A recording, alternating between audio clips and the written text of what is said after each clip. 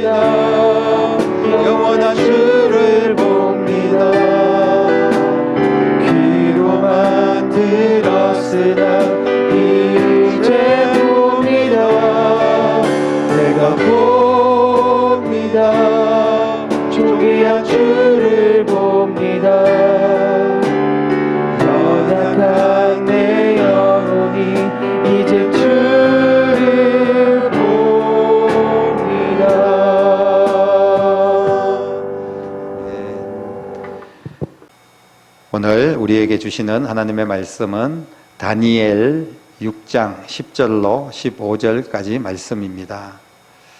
다 같이 한 목소리로 읽겠습니다. 다니엘이 이 조서에 왕의 도장이 찍힌 것을 알고도 자기 집에 돌아가서는 윗방에 올라가 예루살렘으로 향한 창문을 열고 전에 하던 대로 하루 3번씩 무릎을 꿇고 기도하며 그의 하나님께 감사하였더라. 그 무리들이 모여서 다니엘이 자기 하나님 앞에 기도하며 간구하는 것을 발견하고 이에 그들이 나아가서 왕의 금령에 관하여 왕께 아뢰되 왕이여 왕이 이미 금령에 왕의 도장을 찍어서 이제부터 30일 동안에는 누구든지 왕 외에 어떤 신에게나 사람에게 구하면 사자굴에 던져 넣기로 하지 아니하였나이까 하니 왕이 대답하여 이르되 이 일이 확실하니 메대와 바사에 고치지 못하는 규례니라 하는지라.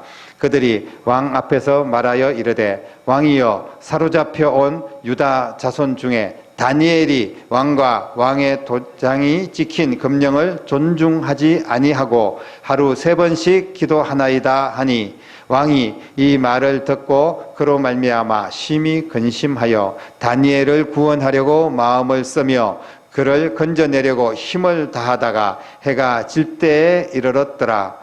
그 무리들이 또 모여 왕에게로 나와서 왕께 말하되 왕이여 메대와 바사의 규례를 아시거니와 왕께서 세우신 금령과 법도는 고치지 못할 것이니이다 하니. 아멘. 한 해가 시작된 지 벌써 3주가 되었습니다. 2021년 한 해 첫 달, 첫 단추를 잘 끼우고 그리고 한 해 내내 주님께서 함께 하시면서 52주 매주 하나님의 특별한 은총으로 여러분들과 함께 하기를 주님의 이름으로 간절히 축원합니다. 오늘 말씀은 다니엘 이야기인데 우리가 잘 알고 있는 말씀입니다. 다니엘이 어린 시절 바벨론에 끌려왔죠. 그래서 어렸을 때부터 이 신앙의 사람이었기 때문에 믿음으로 그 세상을 적응해 나간다는 게 쉬운 일이 아니었습니다. 우상 앞에 절을 하고 우상 앞에 바친 그런 제물 중에 음식을 또 그런 음식을 나는 거부합니다. 나는 채소 위주로 먹겠습니다. 이렇게 사실 이야기를 했다가 큰 위기를 맞기도 했는데 또 하나님의 도우심으로 실제로 그렇게 이야기한다는 것은 이 어린 포로가 목숨을 내놓고 이야기해야 되는 거거든요. 그런데 다니엘이 어렸을 때 그런 위기를 믿음으로 극복하고 오히려 더 윤택하게 되고 기름진 음식을 먹은 그런 사람들보다 훨씬 더 건강한 그런 모습을 통해서 하나님께 영광을 돌린 그런 이야기가 있습니다. 우리가 다니엘의 직접적인 이야기는 아니지만 다니엘과 절친한 그런 친구들 사드락과 메삭과 아벳느고가 이제 금신상 앞에 우리는 절하지 않겠습니다. 오직 하나님께만 우리는 경배하고 예배를 드립니다. 이렇게 이야기를 했다가 뜨거운 풀무불에 들어가는 그런 사건이 있었죠. 그럼에도 불구하고 하나님께서는 머리털 하나도 타지 않도록 지켜주셨습니다. 하나님이 살아계심을 증거했던 그런 내용들이죠. 많은 어려움들이 있었지만 다니엘은 그 모든 것들을 극복해냅니다. 믿음으로 이겨냈죠. 다니엘이 무릎 꿇고 기도하는 그런 영성으로 이겨냅니다. 그러던 중에 다니엘이 왕이 꿈을 해석을 못해가지고 막 고민을 할 때 다니엘이 그 꿈을 해석을 함으로 말미암아 왕에게 이제 믿음을 얻게 되고 그리고 모든 백성들을 통치할 수 있는 그 나라의 총리로 이제 세워지는 것을 보게 됩니다.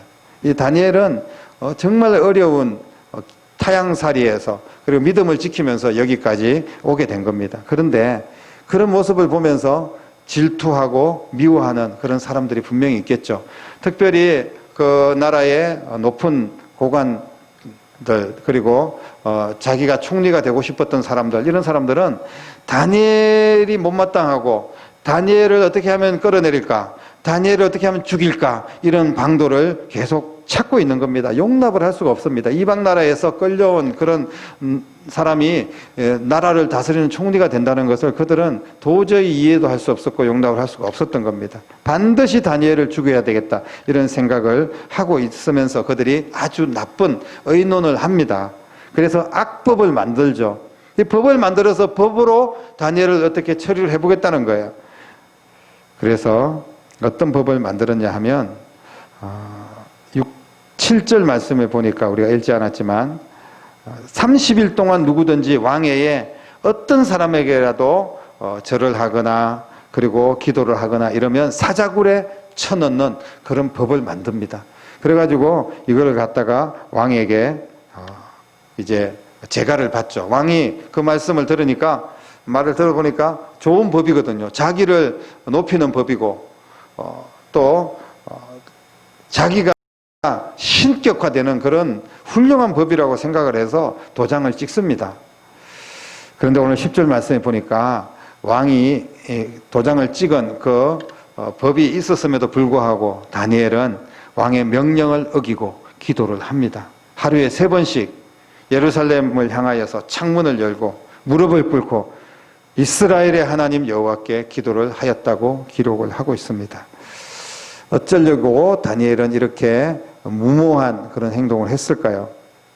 다니엘이 포로로 끌려와서 정말 고생해서 이루었던 그런 총리의 자리입니다.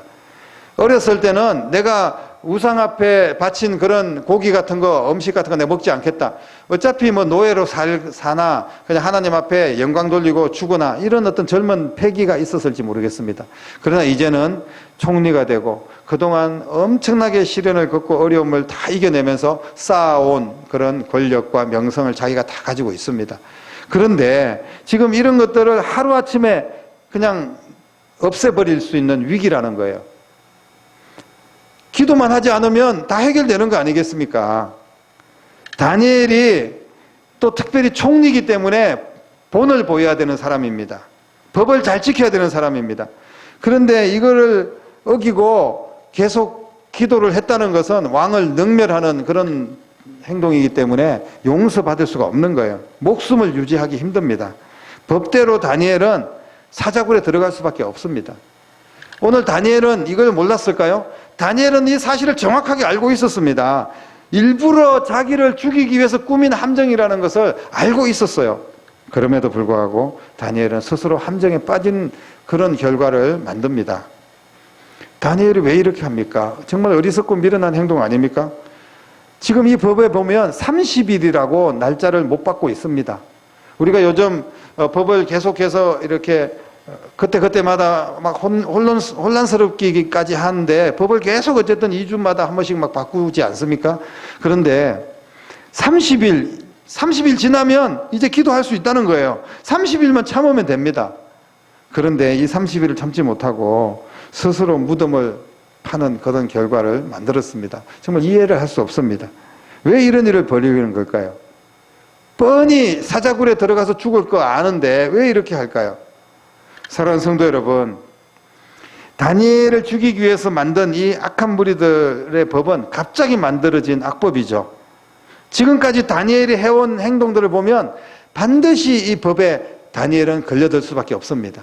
다니엘은 어떤 일이 있어도 기도를 하거든요. 이거를 이 사람들이 알고 있었어요.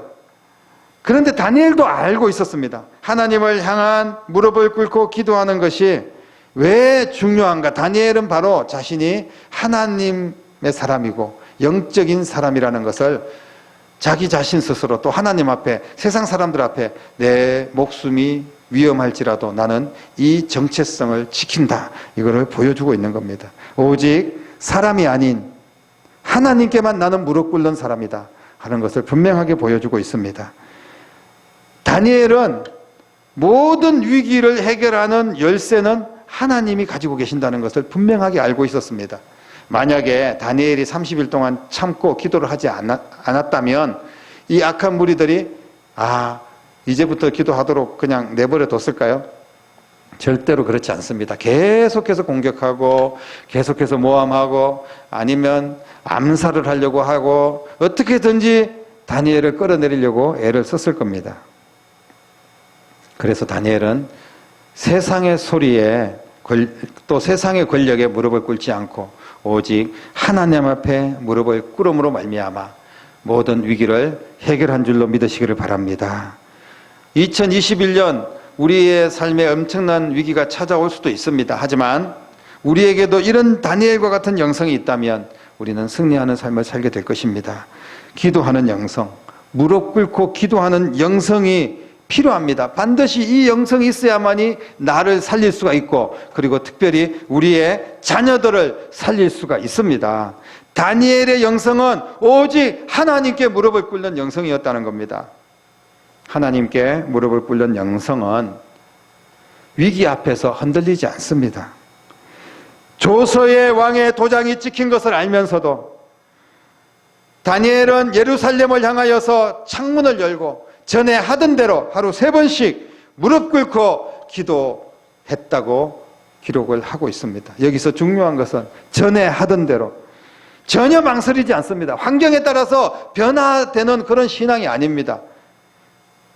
어떤 고민도 두려움도 없이 다니엘은 전에 하던 대로 하나님께만 무릎을 꿇었습니다. 다니엘은 이 일이 있기 전에도 항상 하나님 앞에 무릎을 꿇었던 그런 사람입니다. 무릎의 사람, 기도의 사람은 세상의 위기 앞에 흔들리지 않습니다. 기도하는 무릎의 사람은 세상의 반응에 민감하지 않다는 거예요. 너 왜 이 상황에 기도하니? 너 사자굴에 들어갈 수도 있어. 너 지금 이런 코로나 상황에도 예배 드려야 되겠니? 여러분, 이런 세상의 소리에 민감하지 마십시오. 우리가 하나님 앞에 진실하게 기도할 수 있다면 하나님께서 우리의 예배를 받으시고 우리의 기도를 응답하실 줄로 믿으시기를 바랍니다. 오직 하나님만 향하고 하나님께만 집중한 다니엘의 모습을 보게 됩니다. 다니엘이 예루살렘을 향한 창문을 열고 무릎을 꿇고 기도한 것은 오직 이스라엘의 하나님 여호와께만 집중하고 있다는 것을 보여주는 말씀입니다. 다니엘의 무릎 꿇는 대상은 오직 하나님 한 분이셨습니다. 지금 다니엘 주변에서는 다니엘이 하나님께 나아가는 것을 차단하려고 합니다. 하나님께 기도하고 하나님께 예배하는 것을 방해하고 차단하려고 합니다. 그러면서 계속해서 네가 기도한다면 너를 죽일 수도 있어. 목숨까지 위협하는 그래서 우리에게 무릎을 꿇어 포기해. 그러면 너는 살 수 있어. 이렇게 이야기를 하고 있는 겁니다. 하지만 다니엘의 무릎은 오직 하나님만 향하고 있었습니다. 이것이 바로 다니엘의 신앙의 정체성입니다. 여러분, 우리는 하나님께 무릎을 꿇는 사람이고 하나님께 기도하는 사람입니다. 결국 다니엘은 오직 하나님께만 무릎 꿇고 기도함으로 말미암아 모든 세상의 권력을 이겼습니다. 다니엘을 무릎 꿇게 하려고 조서를 만들고 사자굴에 던져 넣었지만 하나님은 다니엘에게 승리를 주셨습니다. 다니엘을 무릎 꿇게 하지 못했습니다. 다니엘은 오직 하나님이 함께 하시는 사람이었기 때문에 사자굴에 들어가서도 털끝 하나 다치지 않았습니다. 담대한 믿음으로 승리했습니다. 그러나 오히려 다니엘을 모함하고 악한 법을 만들고 이런 사람들 어떻게 되었습니까? 그 사자굴에 오히려 자기들이 들어가서 사자에게 뜯겨서 밥이 되는 최후의 그 비참한 모습을 맞이했던 것을 성경은 기록을 하고 있습니다. 세상은 하나님께 무릎 꿇는 영성을 결코 이길 수가 없습니다. 어정쩡하고 타협하고 물러서고 이렇게 했을 때 우리가 무너질 수 있지만, 그러나 온전하게 주님 바라보면서 무릎 꿇고 주님 앞에만 기도하는, 주님 앞에만 예배하는 주의 백성들을 세상이 어찌할 수 없고 하나님께서 인도하시고 지켜주실 줄로 믿으시기를 바랍니다. 사랑하는 성도 여러분, 우리가 위기를 만나면 흔들리지 않을 사람이 얼마나 있겠습니까? 2021년 한 해도 틀림없이 이전처럼 이런저런 위기들이, 영적인 위기, 또 육신적인 위기, 또 자녀들로 인한 위기, 또 세상의 여러 환경과 상황들이 우리에게 위기로 다가올 때가 분명히 있을 것입니다. 그래서 우리는 그런 세상의 위기들을 극복해 보려고 여러 가지 힘을 얻기를 원합니다. 돈의 힘, 권력의 힘, 그리고 명예의 힘, 그리고 지식적인, 경험적인 힘을 얻어서 이겨보려고 합니다. 그러나 이런 것들을 우리는 안전하게 우리를 지킬 수 없다는 것을 알고 있습니다. 목숨이 위험을 받고 위기에 빠질 때 우리가 가진 힘들 아무것도 아니라는 것을 우리는 깨닫게 될 것입니다. 특별히 우리 자녀들의 모습을 생각하면 정말 안타까운 마음으로 우리가 기도하지 않을 수가 없습니다. 지금 아주 많은 위기에 우리 자녀들이 다음 세대가 노출되어 있어요. 범죄 위기, 여러 가지 향락과 유혹의 위기, 잘못된 관계의 위기, 여러 가지 상황들이 정말 위기에 빠져 있고 어려움을 겪고 있는 것이 현실입니다. 그러면 우리가 우리 자녀들을 올바로 살려야 되지 않겠습니까? 그러려면 어떻게 해야 됩니까? 다른 방법이 있습니까? 여러분, 하나님이 세우시고 하나님이 도우실 줄로 믿으시기를 바랍니다. 그러기 위해서는 우리가 하나님 앞에 무릎 꿇고 기도해야 된다는 거예요. 여러분, 기도하고 예배하는 자리를 포기해서는 안 됩니다. 끊임없이 우리가 기도해야 된다는 겁니다. 우리가 먼저 살아야지 우리의 자녀들도 살릴 수가 있는 것입니다. 기성세대, 부모세대의 의식 전환이 필요합니다. 우리가 세상과 타협하면 우리의 다음 세대는 소망이 없습니다. 성공해라, 출세해라, 1등해라, 이런 세상의 기준으로 우리의 자녀들의 미래, 우리의 교회의 미래가 세워질 수 있을 것 같습니까? 불투명합니다. 어렵습니다. 그러나 기도해라, 말씀 붙들고 예배해라, 하나님만 바라봐라. 우리가 믿음으로 그 자녀들을 세워나갈 때 그 자녀들의 미래는 반드시 밝은 미래가 될 것이고 하나님의 은혜와 하나님의 사랑이 그들과 함께 하실 줄로 믿습니다. 그러기 위해서는 먼저 내가 무릎 꿇고 기도해야 된다는 거예요. 사랑하는 성도 여러분, 이 코로나의 위기를 극복할 수 있고 더 나은 세계로 나아갈 수 있는 그런 에너지를 얻기 위해서는 오직 하나님께 무릎 꿇고 기도하는 것밖에 없습니다. 나와 내 자녀들이 무릎을 꿇고 기도하는 영성으로 나가야 됩니다. 여러분, 나만이 아니라 자녀들도 함께 우리가 기도의 자리에, 예배의 자리에 와야 됩니다. 예수님은 기도하고 예배하는 그런 모델로서 우리에게 그 영성을 보여주셨습니다. 모든 어려움, 십자가의 고통까지 기도의 영성으로 이기고 최후의 승리를 얻고 부활의 영광을 얻고 수많은 영혼들을 살리신 예수님을 우리는 보게 됩니다. 사랑하는 성도 여러분, 2021년 무릎 꿇는, 오직 하나님께만 무릎 꿇는 기도의 사람은 결코 망하지 않습니다. 믿으시기를 바랍니다. 내 자녀와 함께 무릎 꿇는 기도의 자리 반드시 여러분 찾아 나오십시오. 사자굴에서도 건지신 하나님께서 코로나의 위기에서도 우리를 건져주실 뿐 아니라 더 많은 어려움과 위기가 2021년 우리의 삶 속에 찾아오더라도 우리는 반드시 기도로, 믿음으로 승리하게 될 줄로 믿습니다. 어떤 시련이 와도 하나님이 막으시는데 누가 그것을, 하나님이 막고 있는 일들을 누가 끊어낼 수 있겠습니까? 하나님이 도와주시는 일들을 누가 차단할 수가 있겠습니까? 하나님께서 기도하는 사람들에게 역사하시고 반드시 도와주실 줄로 믿습니다. 올 한 해 기도의 자리에서 하나님께 예배하면 하나님께서 역사하시고 도와주실 줄로 믿습니다. 무릎 꿇는 기도의 영성으로 여러분의 모든 어려움들을 반드시 이겨내시고 하나님의 승리를 경험하는 여러분들의 모든 삶이 될 수 있기를 주님의 이름으로 간절히 축원합니다. 기도하겠습니다. 살아계신 아버지 하나님, 어떤 어려움이 있어도 전에 하던 대로 기도하고 예배하기를 원합니다. 아버지, 여러 가지 시련들이 있었고 앞으로도 계속해서 교회와 또 우리가 신앙생활 하는 데 있어서 시련과 어려움들이 찾아오게 되겠지만, 그러나 우리는 철저하게 세상에 빛이 되고 소금이 되는 역할을 잘 하면서도, 그리고 또 하나님께 영광 돌리는 예배 중심, 기도 중심의 삶을 살게 하시고 하나님께만 무릎 꿇는 위대한 하나님의 사람들로 세워져서 하나님의 도우심으로 끝까지 승리하고 하나님께 영광 돌리고 모든 문제 해결받고 건강하게 2021년 주의 영광을 나타내는 복된 삶을 살아갈 수 있도록 축복해 주시옵소서. 살아계신 예수님 이름으로 간절히 기도드립니다. 아멘.